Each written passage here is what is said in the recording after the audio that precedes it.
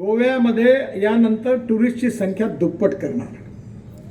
म्हणजे जी भांडवली गुंतवणूक आहे, कॅपिटल इन्व्हेस्टमेंट टुरिझममध्ये, त्यातली 49% ही रोजगाराच्या निर्मितीवर खर्च होते.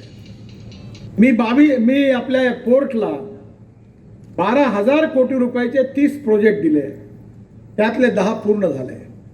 पोर्टचा विकास झाला, रस्त्याचा विकास झाला, एअरपोर्ट निर्माण झाला, फार्मास्युटिकल इंडस्ट्री झाल्या, टुरिझम वाढलं, क्रूज सुरू झाला. फिशरमॅन करता आम्ही फिशिंग हार्बर मोठं तिथे वास्कोमध्ये ते बांधायला घेतलं, जवळपास पूर्ण झालं. आणि आता गोव्याचे मच्छीमार 10 नॉटिकल मैल नाही तर 100 नॉटिकल मैल जातील आणि फिशिंगचं उत्पादन 7 पटीने वाढेल आणि गोव्याचे मच्छीमार करोडोपती होणार आहेत. एन्व्हायरमेंट आणि फॉरेस्ट डिपार्टमेंटनं अनेक अडचणी आल्या, लोकांनी विरोध केला, कोर्टात केसेस झाल्या, पण एअरपोर्टचं काम सुरू झालं. एअरपोर्टचं काम सुरू झाल्यानंतर प्रश्नाला एअरपोर्टला जायला रस्ताच नाही.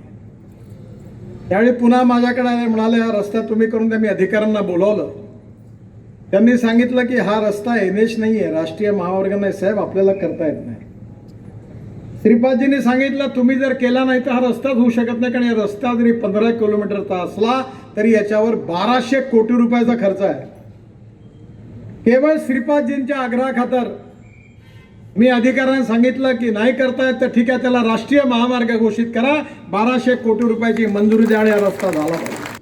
गोव्याच्या विकासाकरता 4 लेनचं 6 लेन कन्व्हर्ट करण्याचा निर्णय घेतलाय, 206 किलोमीटरचा, ज्यात 17,000 कोटी रुपये पुन्हा गोव्याला देणार आहे.